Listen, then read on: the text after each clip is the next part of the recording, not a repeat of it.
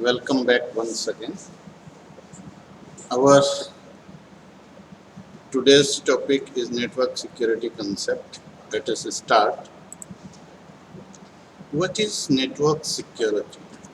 And network security is the security provided to a network from unauthorized access and risk. It is the duty of network administrators to adopt preventive measures to protect their networks from potential security threats. तो आसान भाषा में कहते हैं कि network security से हमारा सीधा सीधा तात्पर्य है कि जो अनऑथराइज्ड एक्सेस है, कोई बिना इजाज़त के नेटवर्क में दाखिल होता है, उसके रिस्क को कम करना है। और प्रत्येक एडमिनिस्ट्रेटर की ये ड्यूटी बनती है कि वो ऐसे तरीके अपनाएं जिससे कोई नेटवर्क में घुस ही ना पाए। ठीक है, क्योंकि बचाव ही उपाय है इसके लिए। नेटवर्क सिक्योरिटी के लिए हमारे पास दो तरीके के थ्रेट्स हैं, पैसिव और एक्टिव। तो सबसे पहले बात करते हैं हम पैसिव थ्रेट्स की। तो पैसिव थ्रेट्स क्या होता है? Passive cyber attack employ non disruptive method so that the hacker does not draw attention to the attack. मतलब कहने का अर्थ ये है कि हैकर चुपचाप आपके नेटवर्क में दाखिल होगा बगैर कुछ डिस्टरबेंस किए हुए, ठीक है, और आपका ध्यान भी आकर्षित नहीं करेगा। Passive attacks are usually data gathering operations, which means they usually employ some sort of malware or hack that eavesdrops on system communication activities such as wiretapping and idle scan that are designed to intercept traffic traveling through the network. तो passive attack में क्या होता है कि वो simply आपके data gathering के operations हैं, उसके अंदर वो क्या करेगा कि कुछ ऐसे मालवेयर छोड़ेगा, कुछ ऐसे हैक छोड़ेगा जो आपके डेटा को सीक्रेटली वॉच करेगा या उसको टैप कर लेगा, उसकी कॉपी कर लेगा, उसको स्टील कर लेगा, ठीक है, जो भी आपके नेटवर्क के थ्रू डाटा ट्रेवल कर रहा है। ठीक है, तो ये आप लोगों का पैसिव नेटवर्क थ्रेट है। एक्टिव नेटवर्क थ्रेट क्या है? Active network active cyber attack या एक्टिव नेटवर्क थ्रेट्स, इसके अंदर ऐसा साइबर अटैक होता है जो बहुत ही एग्रेसिव होता है। Active cyber attacks are often aggressive violent attacks that victim immediately become aware of when they occurs. Activities such as denial of services attack and SQL injection attacks where the attacker is attempting to execute command to disrupt the network normal operations. मतलब hacker जानबूझ के आपको तंग करेगा, आपको एहसास दिला देगा कि हाँ आपके नेटवर्क के ऊपर हमला हुआ है, जिसमें सबसे बड़ा एग्जांपल डिनाइल ऑफ सर्विस का है। मतलब जो आपकी लेजिटिमेट सर्विसेज हैं उससे भी आपको रोक दिया जाएगा, आपका नेटवर्क का जो ट्रैफिक है वो बिल्कुल जाम कर दिया जाएगा, जिससे कि आप जो इन्फॉर्मेशन आपको चाहिए, जो आपकी लेजिटिमेट इन्फॉर्मेशन है, वो भी आप तक नहीं पहुंच पाए। Viruses, bombs, Trojan horse, spam, malware, denial of service attack, and password crackers are the example of active cyber attacks. तो ये जो मैंने आपको बताया ये एक्टिव साइबर अटैक के एग्जाम्पल है।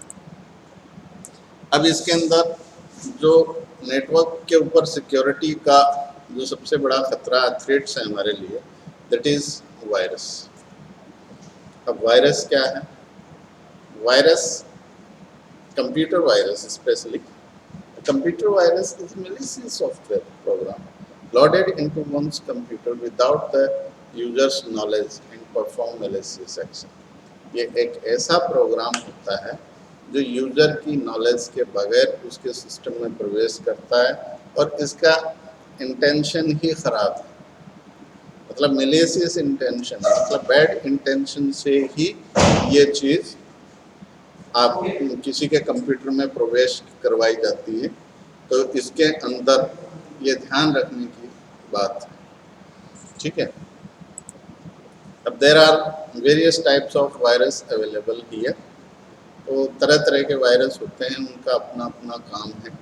तो इन वायरसेस का बहुत ही सावधानी से ध्यान रखना है, ठीक है। ये हमारे नेटवर्क के लिए बहुत बड़ा थ्रेट्स है। इसमें कुछ वायरस है, इसके मोटे मोटे मैं आपको नाम बता देता हूँ। Residence virus, multipartite virus, direct action, browser hijacker, overwrite virus, फिर उसके बाद आपका web scripting virus, file infector, network virus, boot sector virus. ये जितने तरह के वायरस हैं उनके अपने हिसाब से काम है, ठीक है। तो फिलहाल आप केवल इन वायरसेस के नाम याद रखिए और इनसे सावधान रहिए। अब बात ये आती है कि इन वायरसों से बचा कैसे जाए, अपने आप को कैसे इनसे बचाया जाए। तो इसका सीधा सीधा सा तरीका है कि सबसे पहले आपको ये ध्यान रखना है कि आपके पास इनकमिंग जो कुछ भी है, ठीक है, चाहे वो ईमेल हो, चाहे वो कोई डिस्क आपके पास आई हो, चाहे कोई पेन ड्राइव आई हो, कुछ भी आपके पास इनकमिंग आई है उसको आपने स्कैन करना है, ठीक है। Install antivirus software and keep it up to date. Antivirus software install करना है और उसको अपडेट करके रखना है। ये शेड्यूल बना लीजिए कि वीक में एक बार तो कम से कम इसको अपडेट करना ही है, ताकि वायरसेस जो भी नए वायरस आ रहे हैं उनकी डेफिनेशन अपडेट हो जाए, ठीक है। स्कैन सिस्टम रेगुलरली, इसमें भी शेड्यूल बना लीजिए कि एटलीस्ट 15 डेज में एक बार तो आप पूरे सिस्टम का कंप्लीट स्कैन करें। जब आपका आइडियल टाइम हो उसके अंदर आप स्कैनिंग लगा के छोड़ दें, अपने आप स्कैन करता रहे। ब्राउज सेफली, तो इसके अंदर एक सिक्योर्ड ब्राउज़र भी आता है, ऑप्शन होता है इसमें ब्राउजिंग के लिए। आप सिक्योर ब्राउज़र का इस्तेमाल करें, बिल्कुल सेफ रहें। और जो भी इंटरनेट से आप फाइल डाउनलोड कर रहे हैं वो अनआइडेंटिफाइड सोर्स से तो बिल्कुल मत कीजिए, और डाउनलोड करने से पहले 10 बार सोच लिए कि आप क्या डाउनलोड कर रहे हैं, क्योंकि जब आप कोई सिंपल सी चीज़ भी डाउनलोड करते हैं तो उसके साथ पता नहीं क्या क्या मालवेयर्स आपके सिस्टम में डाउनलोड होते हैं। तो be careful about downloading, okay. इससे बेहतर है कि आप डाउनलोड करने के बजाय किसी चीज़ को ऑनलाइन वॉच कर लें, that is much better. Worm है, ये भी एक तरह का मैलिशियस सॉफ्टवेयर है, लाइक वायरस, ठीक है। ये अपने आप को रिपीट करता है, रिप्लिकेट करता है, अपनी कॉपी खुद ही बनाता रहता है, ठीक है।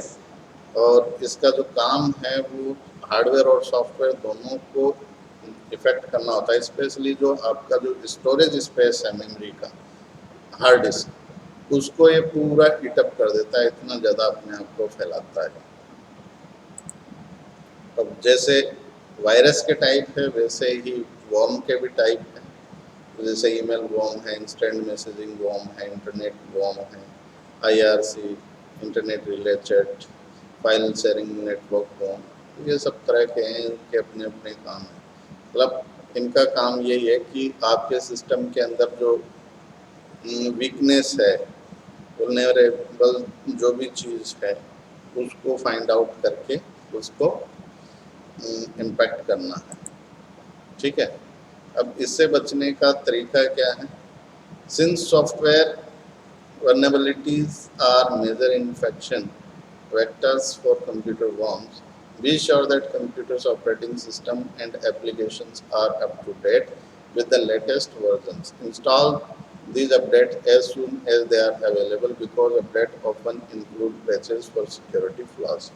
इसमें एक बात मैं आप लोगों से करना चाहूँगा कि जहाँ तक संभव हो सके ऑपरेटिंग सिस्टम आप ज़रूर ओरिजिनल ऑपरेटिंग सिस्टम का इस्तेमाल करें, और जो ओरिजिनल ऑपरेटिंग सिस्टम आपने जो इंस्टॉल किया हुआ है उसके अपडेट को ऑन रखिए। जैसे ही कोई अपडेट आता है इमीडिएटली वो आपके सिस्टम में अपडेट हो जाना चाहिए, क्योंकि अपडेट उसी चीज़ का आता है जो सिस्टम में वीकनेस होती है उसको दूर करने के लिए। ठीक है, अगर आप रेगुलरली सिस्टम को अपडेट करते रहते हैं तो इसके जो सिक्योरिटी फ्लॉज हैं, जो इसकी कमियां हैं, वो पैचेस के द्वारा ढक दी जाती है, तो आपके सिस्टम को ज़्यादा नुकसान नहीं पहुंचता। Phishing is another popular way for hackers to spread worms. Always be extra cautious when opening unsolicited email, especially those from unknown sender that can attach or dubious link. Fishing ऐसी mails है, fishing के मतलब mail के द्वारा भेजा जाने वाला ऐसा मेलेशियस कोड होता है जिसके ऊपर अगर आपने लिंक कर दिया तो वो आपको लुभावनी चीज़ें बताएगा और आपको जो है बड़े नुकसान में डाल देगा। फिशिंग के द्वारा लोग ज़्यादातर इंफॉर्मेशन गैदर करते हैं। जब सपोज आपके पास मेल आ गया कि आपकी लॉटरी लगी हुई है, आप अपना अकाउंट नंबर प्रोवाइड कर दीजिए, है ना, फॉर द वेरिफिकेशन। तो इन चीज़ों से मतलब हमेशा बचना है, डायरेक्टली किसी को भी अपना अकाउंट नंबर नहीं देना। Be sure to invest in strong internet security software solution that can help block computer virus. तो कम से कम एक टोटल इंटरनेट सिक्योरिटी आप ज़रूर अपने कंप्यूटर के अंदर रखिए ताकि वो इन वॉर्म्स को आपके सिस्टम से दूर रख सकें।